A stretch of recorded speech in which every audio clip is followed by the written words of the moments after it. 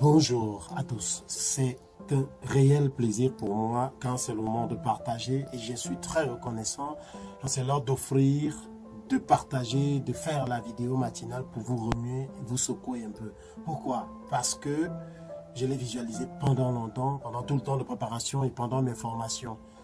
En fait, mon pourquoi il était fort et il l'est encore. Je voudrais répondre à la question d'un des abonnés, un universitaire très talentueux, Justin Auton, un jeune frère qui m'a posé la question de savoir qu'est-ce que le développement personnel. Vous conviendrez avec moi que la vie n'est pas un long fleuve tranquille, mais plutôt une rivière agitée, dans laquelle le coach peut vous aider à piroguer avec adresse. Pour préparer par exemple une thèse ou bien un mémoire, vous avez besoin de quelqu'un pour vous guider. Si vous êtes un sportif professionnel, pour conquérir, vous avez besoin de l'expérience, du soutien enthousiaste, de la perspective objective et de la perspicacité d'un entraîneur. Ceci est tout aussi vrai pour des PDG, les entrepreneurs, les chefs d'entreprise, les cadres, les professionnels, les fonctionnaires, les débrouillards et même pour les jongleurs. Un coach de vie, c'est donc une personne professionnellement formée pour vous aider à maximiser votre plein potentiel et atteindre vos résultats souhaités. Le développement personnel, alors, je suis certain que vous avez déjà décelé qu'est-ce que le développement personnel. Le développement personnel ou le coaching est donc l'art de guider les personnes et les systèmes vers un avenir plein de promesses réalisées. Hier, nous avions parlé du concept SMART, spécifique, mesurable, atteignable, réalisable et temporellement défini. Et je sais que vous avez commencé à mettre en pratique. Car si vous voulez une preuve concrète de ce que ces principes-ci dont nous parlons depuis quelque temps marchent, je serai incapable de vous la fournir, sinon par un seul témoin qui est vous-même. Vous ne pouvez avoir de preuves concrètes que si vous expérimentez et mettez en pratique surtout ces principes. Aujourd'hui, nous irons un peu plus loin. La visualisation est l'un des principes complémentaires. Quelqu'un m'a dit un jour, il ne faut pas rêver, mon petit, il ne faut pas rêver. J'ai dit, aujourd'hui, je peux le dire, archi faux, faux et archi faux. Je ne vous dirai pas seulement qu'il faut rêver, mais surtout apprenez à rêver consciemment. Apprenez à rêver tout éveillé, je veux même dire. Vous devez visualiser clairement ce que vous voulez accomplir. C'est-à-dire que vous devez avoir une bonne représentation mentale dans laquelle vous vous voyez en train de réaliser votre objectif. Vous devez le ressentir. Vous devez d'avance écouter. C'est super important, mes amis. C'est super important. Il y en a qui m'ont dit, par exemple, récemment, ce dont tu parles, je l'ai fait inconsciemment et comme tu le sais, chez nous, on est un peu sceptique. Je n'ai pas réessayé. J'ai dit, ok, tu n'es pas seul dans la situation, mais maintenant que tu en as la certitude, vas-y, fonce. Deuxième principe, toujours pour se fixer des objectifs de façon à les atteindre et les réaliser. Le deuxième principe, c'est la connexion aux valeurs. Mes amis, si votre objectif va à l'encontre d'une seule de vos valeurs, je peux vous promettre et je peux vous dire avec certitude qu'il y aura choc. Ah oui, vous allez tout faire pour le saboter. Vous allez inconsciemment vous mettre des bâtons dans les roues. Et parce que votre inconscient ne sera pas d'accord avec vous. Il ne voudra pas que vous atteigniez cet objectif. Et qu'est-ce qui va se passer?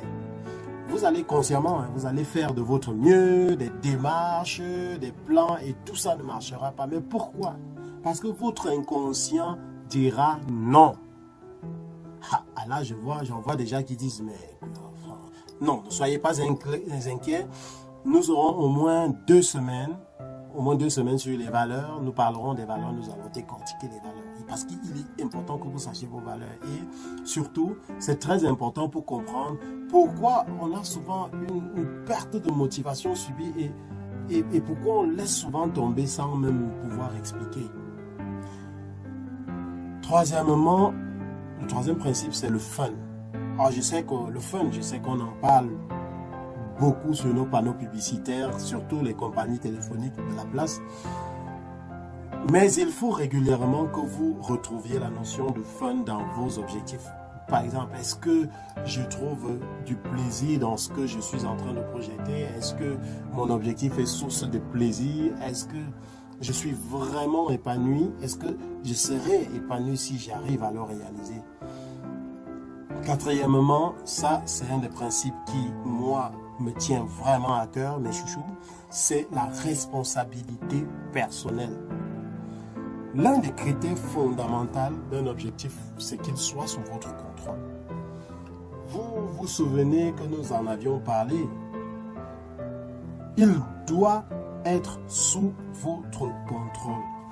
On avait dit qu'il ne doit pas être souhaité par quelqu'un d'autre ou bien inspiré par quelqu'un d'autre. Il ne doit dépendre de personne. Et vous aussi, on en parlera en temps opportun. Vous ne devez dépendre de personne. Vous êtes le premier responsable des résultats que vous obtenez dans votre vie. Mes amis, arrêtez un peu. Arrêtons un peu de chialer. Arrêtons un peu de pleurer sur notre sort. Relevez la tête. Oh, en parenthèse, je suis choqué de cette attitude de toujours rejeter la faute sur les autres. C'est elle, si j'ai pas réussi, c'est elle. Si mon affaire n'a pas marché, c'est à cause de... Ah, est-ce que c'est... Ouais, je suis un peu choqué, un peu fatigué de cette tendance à tout rejeter sur les autres. Vous êtes responsable de la merde dans votre vie autant que vous êtes responsable des réussites que vous obtenez. Toutes les personnes que j'ai vues réussir ont toujours cette dimension de la notion de responsabilité personnelle. Mais Seigneur, cette tendance de systématiquement rejeter la faute sur la société et les autres, c'est le meilleur moyen pour vous de vous saboter au quotidien. Donc, répondez à cette question capitale aujourd'hui. Qui est responsable de ma vie? Je répète, qui est le responsable de ma vie? Vous devez pouvoir répondre à cette question. Ah, je suis vraiment heureux, je suis vraiment en gratitude de partager ça avec vous. Ça va tout changer, je peux vous le promettre. Donc, en résumé, aujourd'hui, nous avons dit que pour fixer vos objectifs de façon à les atteindre, il y avait des principes complémentaires. Et ces principes, c'est, premier, visualiser clairement ce que vous voulez accomplir. Deuxièmement, rassurez-vous que votre objectif cadre avec vos valeurs. Troisièmement, rassurez-vous qu'il soit fun et que vous y trouviez du plaisir. Et quatrièmement, il faut qu'il soit le vôtre, qu'il soit sous votre contrôle et que vous en assumiez la totale responsabilité. Ok? Ciao.